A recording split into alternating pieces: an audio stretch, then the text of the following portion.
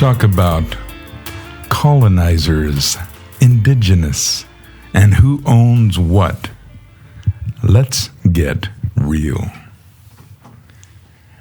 Papa's plucking his old six-string while burning a woke history book and spitting on a dumbass land acknowledgement sign, while sobbing over the disrespected indigenous claim to the town's public parking lot. All right, men.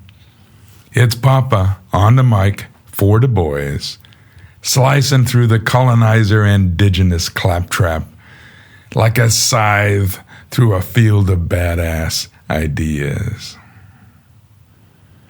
We're tackling this obsession with who's the original owner of land, Europe, the Americas, wherever, even Africa. Spoiler, everybody's an immigrant if you go back far enough. And every group spilled blood for dirt. So why is colonizer a slur and indigenous a halo? And who really owns land? A dog pissing on a tree? Does it own the entire Yellowstone National Park? Dreamer who might show up, or the guy who builds something real? Let's rip this apart.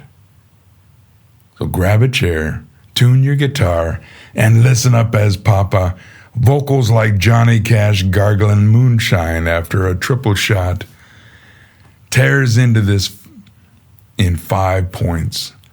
Sarcasm piled higher than a professor's 10-year stack. Roasting the woke land myths with a smirk sharper than a homesteader's axe.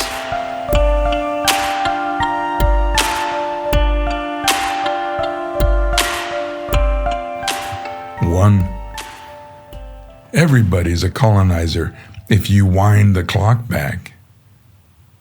Men, let's cut the bull. Every people, every group, every tribe in Europe, the Americas, hell, even Timbuktu, got there by moving in and muscling out whoever was there before.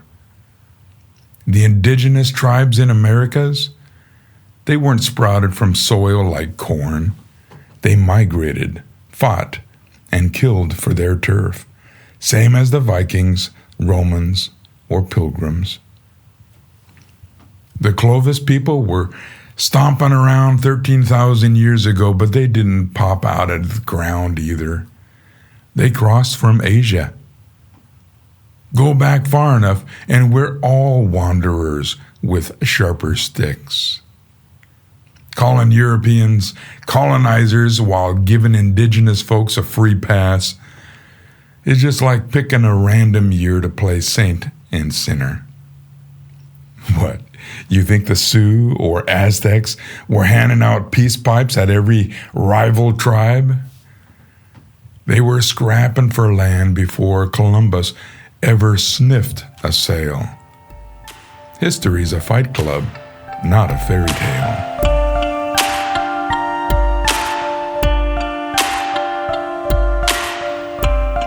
Two, indigenous ain't original, it's just earlier.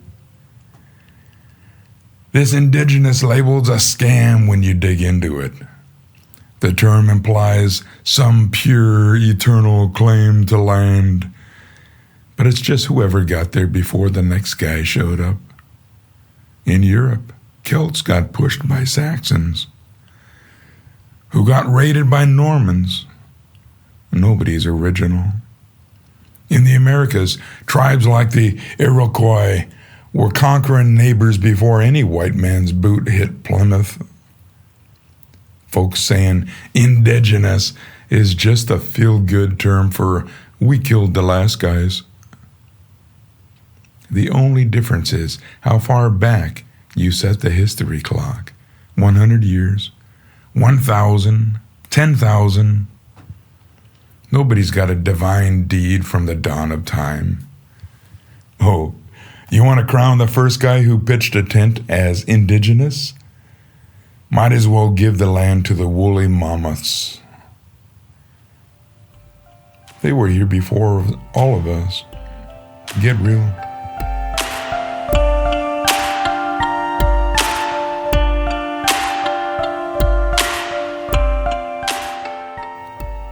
Three, land ownership ain't a dog pissing on a tree.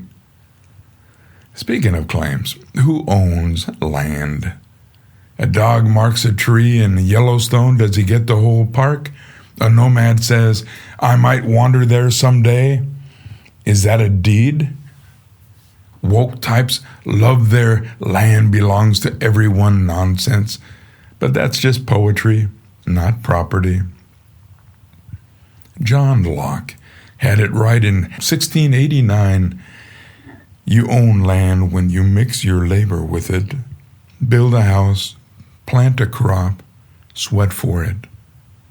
That's why colonizers, for better or for worse, stacked stronger claims. They built farms, towns, railroads, not just dreams about sacred dirt.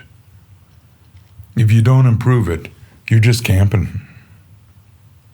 Think pissing on a rock makes you the king of the forest? Tell that to the guy with a plow and a fence.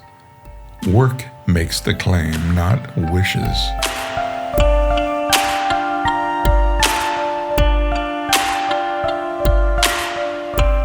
Four, colonizers earned it. Blood and toil included. Here's the raw deal. Colonizers, Europe or otherwise, aren't special snowflakes. They're just the latest in a long line of claimants who back their talk with action.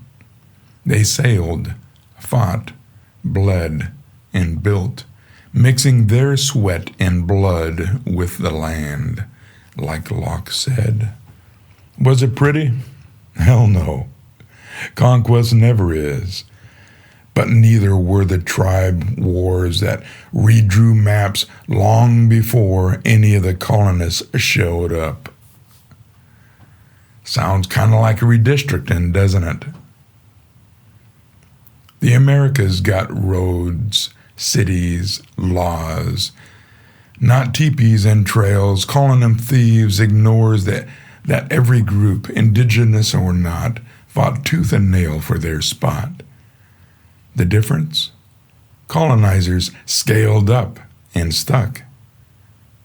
Oh, you want to cry stolen land while sitting in a coffee shop built on a settler's grid? Try yelling that without the Wi-Fi they wired. Build or be quiet.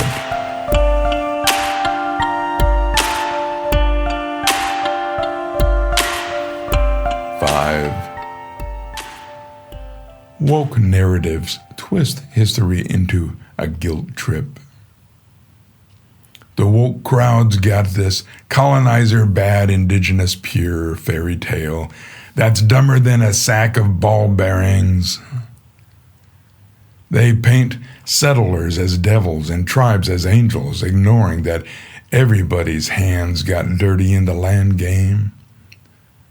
American Indians ruthlessly slaughtered settlers, for instance, before getting wiped out by the troops sent to protect those settlers.